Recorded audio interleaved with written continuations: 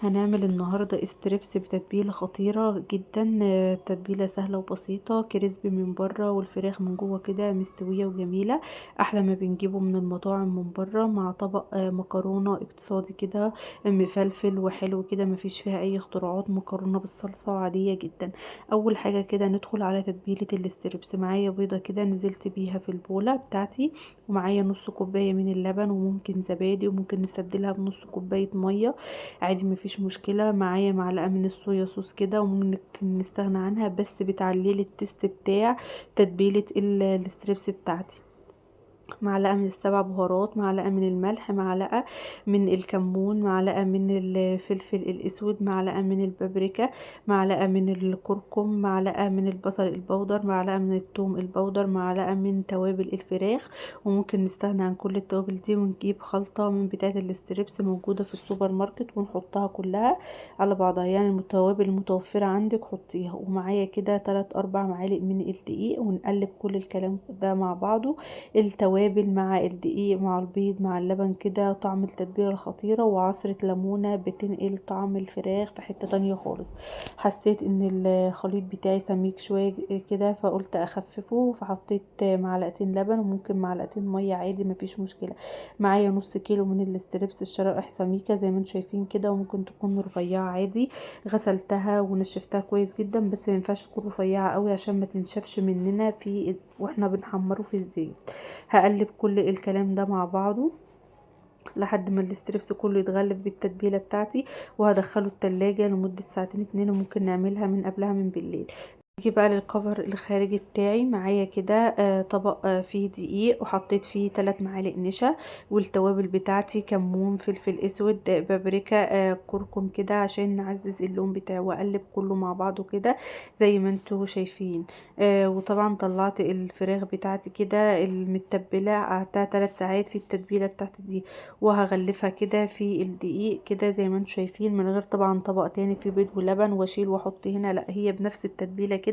وتشيليها تحطيها في الكفر الخارجي بتاعك زي ما انتوا شايفين كده، وتكبسي على قطعه الستريبس او قطعه البانيه كده معاكي كويس جدا عشان تتغلف بالدقيق. وممكن تشيليها تحطيها في التتبيله بتاعت الستريبس، وبعدين تحطيها في الدقيق تاني عادي، تعمل كفر اقوى وتقيل كده زي ما بنجيبه من المطاعم. بس طبعا احنا مش عايزين كمية الدقيق تبقى من بره تقيلة كده وتغطي على الفراخ قوي، فبنعمله بالطريقة دي، بس نشيله من التتبيلة كده نغلفه بالدقيق على طول، ونكبس كويس جدا زي ما انتم شايفين كده، عشان الكفر بتاعي يفضل متماسك عليه، وهتفضل الكفر بتاعي يفضل متماسك عليه، مش هيقع منه خالص ولا يفك كده في الزيت. هنعمله بطريقة سهلة وبسيطة.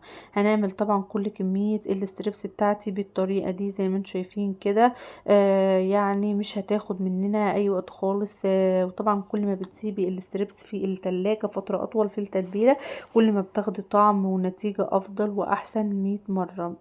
طبعا جهزت الطبق ده وهدخله كده في الفريزر نص ساعة، وجهزت الطبق التاني وهدخله برضو في الفريزر على ما اعمل المكرونة بتاعتي.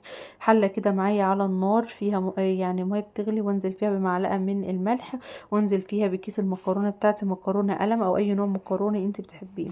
جاهز التسبيكة بتاعتي، حلة على النار كده فيها زيت، ومعايا فصين توم وممكن بصل، بس معروف المكرونة بتتعمل بالثوم بيبقى طعمها خفيف كده وحلوة. هحمر كده التومية بتاعتي، انا مش هحمرها يعني اشوحها كده لحد ما ريحتها تطلع.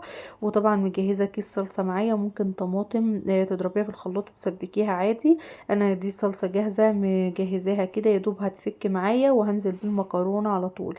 احط عليها سكر واحط عليها توابل، بس مش مكتره التوابل بتاعتي، حط عليها فلفل اسود وكمون فقط.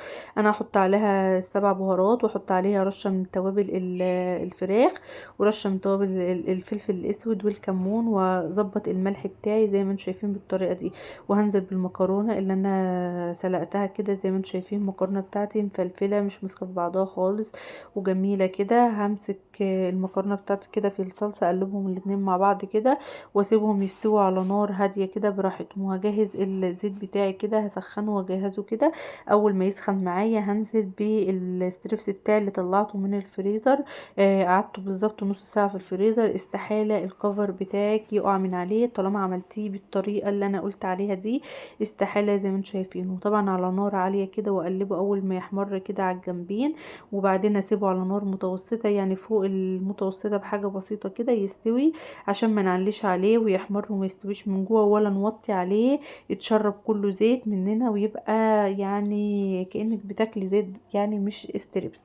نعمله بالطريقة دي. هحمر كل الكمية بتاعتي بالطريقة دي. ممكن تتبليه وتشيليه كده في اكياس او اطباق مطبخ كده وتسيبيه في الفريزر عادي بالطريقة دي، مش بيجراله اي حاجة خالص، بيكون طعمه خطير وحلو جدا برضو. ما فيش في اي حاجة. جهزت كل الكمية بتاعتي مقرمشة من بره كده، والكفر زي ما انتم شايفين ثابت عليه مش بيقع من عليه خالص، والمكرونة بتاعتي مفلفلة كده بالصلصة بطريقة خطيرة اقتصادية، ما فيش فيها اي اختراعات ولا اي حاجة خالص. مكرونة مفلفلة وجميلة وستريبس كده حرفيا احلى من اللي بنجيبه من المطاعم من بره. تاكليه كده مع صوص كاتشب، صوص باربيكيو، اي نوع صوص انت بتحبيه، مع طبق بطاطس محمرة كده. اكلة في منتهى الجمال واللذاذة، احلى ما بنجيبها من بره. حاجة كده قمر وبطريقة سهلة وبسيطة.